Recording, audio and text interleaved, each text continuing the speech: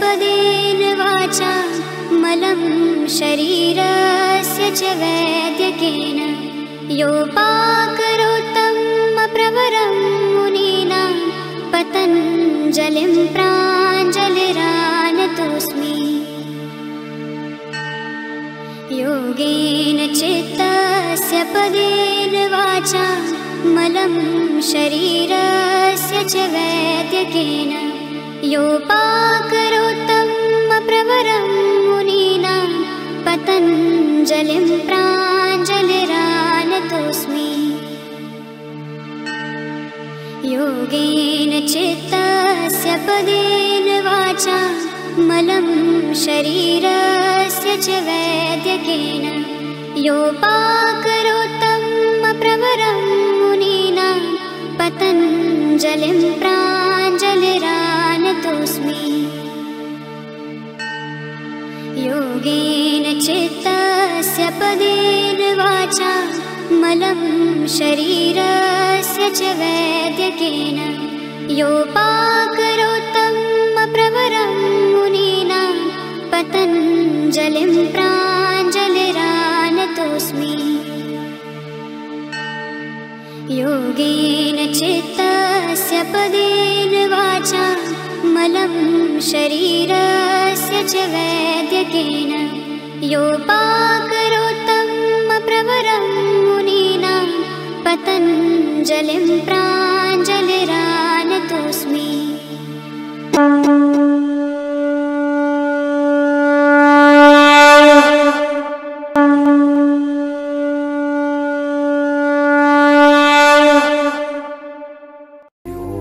योपाकरोत्तं प्रवरं मुनीनां पतञ्जलिं प्राञ्जलिरानतोऽस्मि।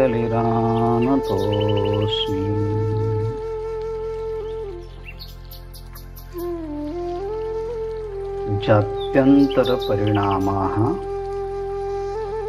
प्रकृत्या पुरात्।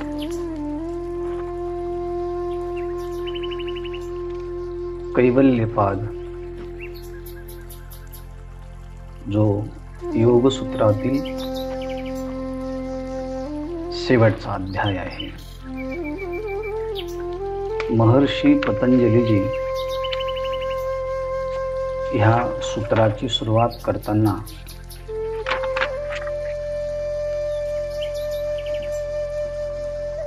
पाच प्रकारच्या हेतूंनी पाच प्रकारची सिद्धी ही प्राप्त होते असं प्रतिपादन केलं आहे। गणेशजी आपला व्हिडिओ बंद करा।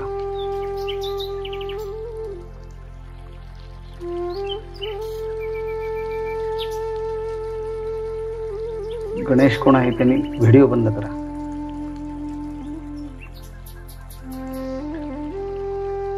त्यामध्ये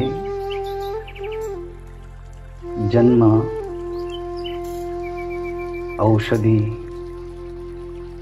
मंत्र, तप आणि समाधी ह्या पाच हेतूंच्या द्वारे वेगवेगळ्या प्रकारची सिद्धी आणि त्या सिद्धींचे वेगवेगळे प्रकार योग्याला प्राप्त होतात।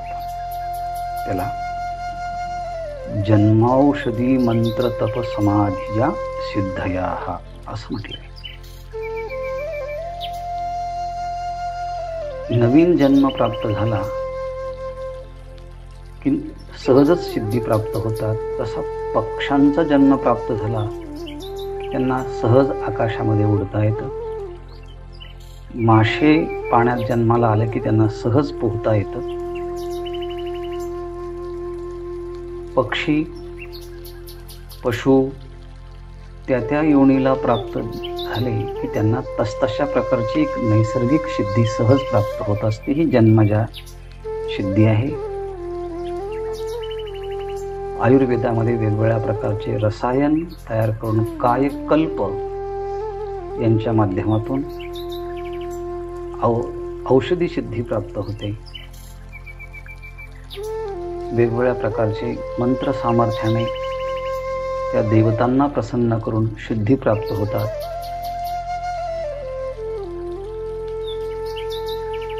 कायिक वाचिक मानसिक तपांच्या द्वारे सुद्धा वेगवेगळ्या प्रकारच्या सिद्धी प्राप्त होतात आणि अष्टांग योगाच्या द्वारेही सिद्धी प्राप्त होतात. ह्या सगळ्या सिद्धींचा पहिल्या सूत्रामध्ये विचार केला आहे. मग प्रश्न निर्माण होतो, जेव्हा योगी अनेक शरीर प्राप्त करतो तेव्हा त्याच्या अगोदरच्या शरीराचं काय आणि नंतरच्या शरीरामध्ये प्रवेश करतो तेव्हा तिथे कोणते अवयव निर्माण होतात, मग कोणते शरीर उत्पन्न होतात. अर्थात मागचा जन्म आणि पुढचा जन्म यांचा संबंध सांगणारं हे सूत्र आहे. याला जन्मांतर परिणामः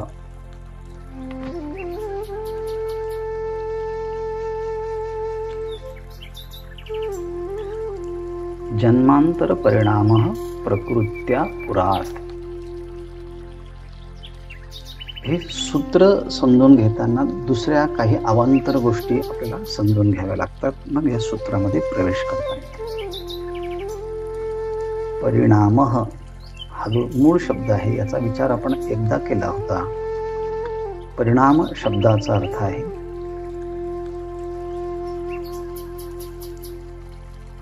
मूळ स्वरूपाच्या मध्ये बदल होऊन दुसरं रूप जेव्हा प्राप्त होतं तेव्हा त्याला परिणाम असं म्हणतो. पूर्वरूपाचा परित्याग करून अन्य रूपाचा स्वीकार करणं याला परिणाम असं म्हणतात. जसं दूध याचा जेव्हा परिणाम होतो तेव्हा त्याचं रूपांतर दह्यामध्ये होतं. काय आहे, दूध ह्या गुणधर्माचा परित्याग करून ते दूधच दही ह्यामध्ये परिणित होतं तेव्हा त्याला आपण परिणाम असं म्हणतो. जसं मातीचा घट हा मातीचा परिणाम आहे, दही हा दुधाचा परिणाम आहे, अलंकार हा सोन्याचा परिणाम आहे. परिणाम असं म्हणताना पूर्व अवस्थेचा परित्याग करून अन्य अवस्थेचा स्वीकार करणं याला परिणाम असं म्हणतात. मग जेव्हा योगी नवीन शरीर धारण करतो तेव्हा दुसऱ्या शरीरात जातो तेव्हा नेमकं काय होतं, किंवा आपणही जेव्हा पुढच्या जन्मात जातो तेव्हा नेमकं काय होतं, तेव्हा ह्या शरीरातली ही जी जाती आहे ही सोडून आपल्याला नवीन पुढच्या जन्मात नवीन पुढच्या जातीमध्ये जावं लागतं. अशी काही शक्यता नाही की फक्त मनुष्यच मृत्यूनंतर पुन्हा दुसरा मनुष्यच जन्माला येईल, किंवा पशु असेल तर पुन्हा पशुच जन्माला येईल, असंही नाही. त्यामध्ये जातीमध्ये सुद्धा परिणाम होऊ शकतो. मग त्याला म्हणतात जात्यंतर परिणामः. एका जातीतून दुसऱ्या जातीमध्ये जन्म जात्यंतर परिणामः. इथे जाती शब्दाचा अर्थ जसं आपण शाळेत दाखल्यावरती ती जाती लिहितो तशी जाती नाही. इथे मनुष्य जाती, पशु जाती, पक्षी जाती अशा अर्थानं.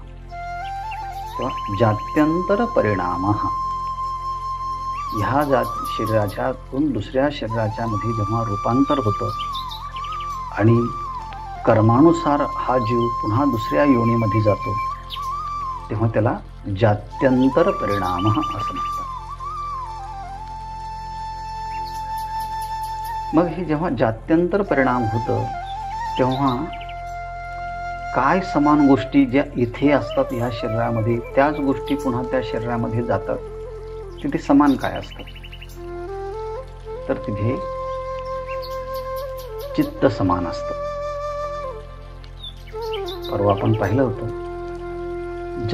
जन्मांतरांच्या मध्ये चित्त हे जीवाच्या बरोबरच असतं, कारण त्यामध्ये कर्म, त्या कर्माचा संस्कार, त्याचा परिपाक, पुढे धर्म अधर्म, अशा सगळ्या कर्माचं बीज त्या चित्तामध्ये असल्यामुळे शरीर तर इथेच पडतं, जे पंचकृत पंचमहाभूतापासून निर्माण झालेलं आहे.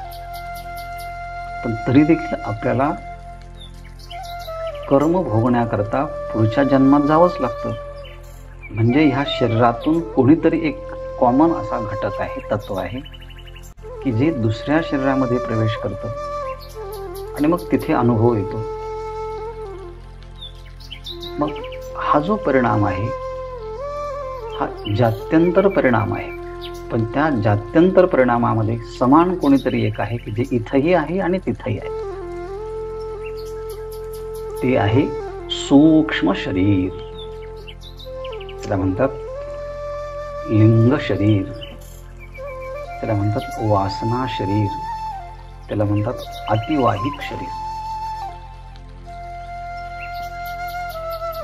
आपण अनेकदा उदाहरण देतो, मोबाईलचे हँडसेट आपण चेंज करू शकतो, पण हे करताना त्यामधलं सिम कार्ड काढून दुसऱ्या हँडसेटमध्ये जेव्हा टाकतो तेव्हा मागचा जुना हँडसेट जरी पडून राहिला